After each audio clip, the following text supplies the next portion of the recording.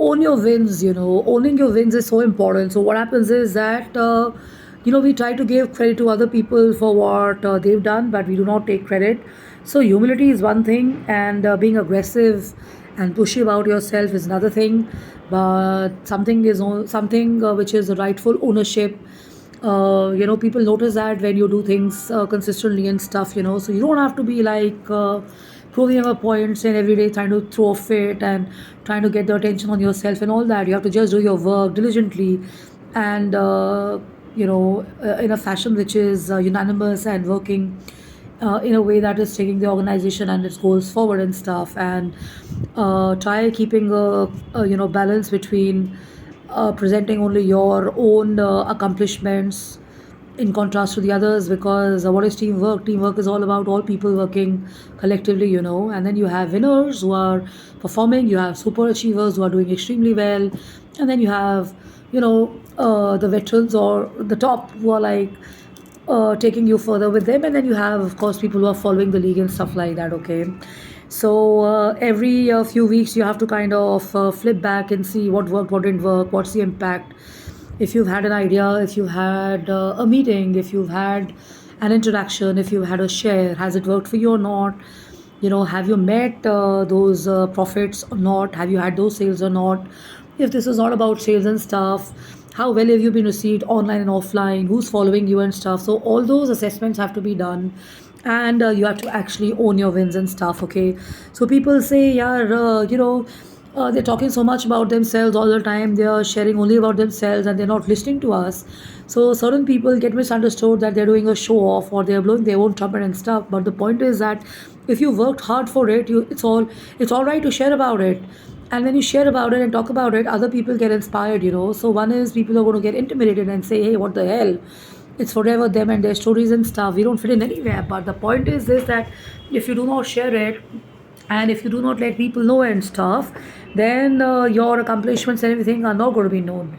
And it only is at a level when you reach, let's say, Mr. Ratan Tata, or you reach the Prime Minister of the country, or you reach certain benchmarks, then people talk about you. You don't have to blow your own trumpet. And entrepreneurship isn't all about awards and winnings and stuff. Entrepreneurship is about making differences, and it's not just about offering a solution all the time. It's also about innovation. It's about cracking ideas. It's about influencing minds. It's about, of course, giving solutions to problems and issues and stuff. But you can be also creatively contributing in giving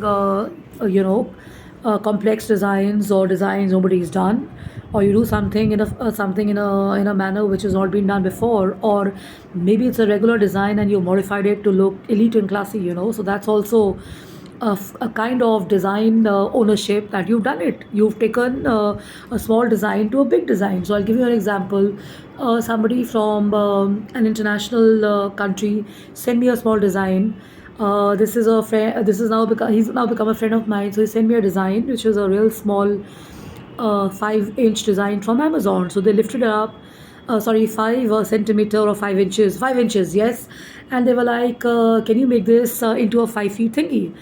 So the design was not clear and stuff, and we were not very sure where we could do that. But the point is, that we spent time on it, and the designers, the factory people, and I kind of thought about it.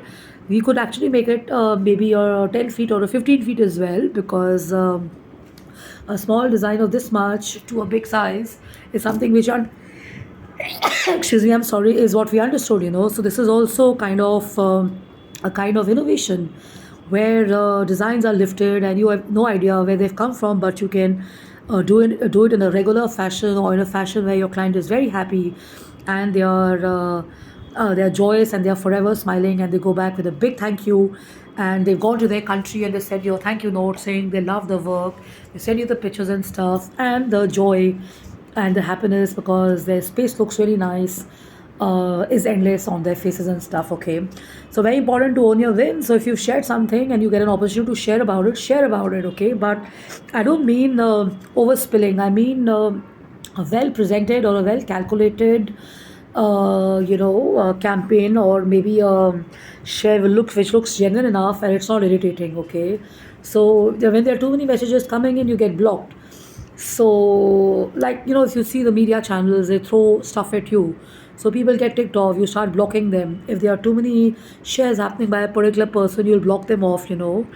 So this is what happens when you throw too much of information.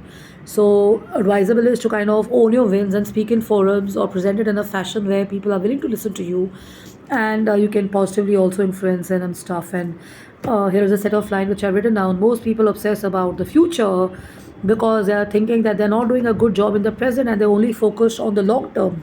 5 years is good, 8 years is good, 10 years is good. That's what a vision is all about. But your immediate goals and your immediate plans and action and dreams have to start now. So you have to look at what am I doing now. If I'm sitting here and I'm uh, reading this book here, this is a separate book I have here on my table. I'm reading this book here. I'm having a chai and a coffee. I'm going to be reading the book and I'm going to be focused in the present moment. But when I'm kind of referring to this, I may go backwards, I may go forward, but I'll have to actually use the information in present, keeping my future in mind. So this is where you have to balance information, where you're forever learning as well. And this is where your previous experiences come into play, and you have to kind of absorb new information and new stuff, and you have to kind of represent it and rework on it and stuff. Okay, so lastly what I would like to add is you can also kind of keep a check on your scores, be it on social media or through other parameters, that when you're talking so much about the brand or yourself, is it really working? Is the hype working positively for you or not? Are people talking positive for you about you or not? If you're not in the room, how do people talk about you? So PR campaign can build an image, but once I meet the person and the person is not impressive, then that PR exercise would look like a faff to me, or a pretty unconvincing kind of a thingy. But if I see a personality who doesn't do too much of PR, but when I meet that person, the impression I have is humongous and great, and people are revered in the long term. That's what is true PR, and that's what is true impression. So avoid throwing too much of information and presenting everything as wins and stuff like that.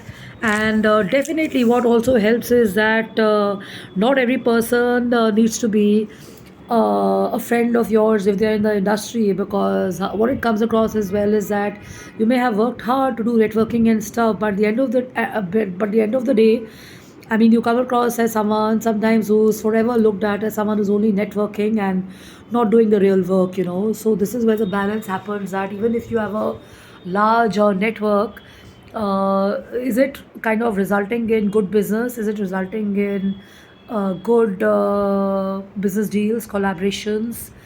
Are you just marketing and advertising yourself only for awards and certificates? Because everybody can get an award and a certificate if they get noticed, but the point is, real work is what helps you get that, right? So if you bought an award, where there's no genius in that.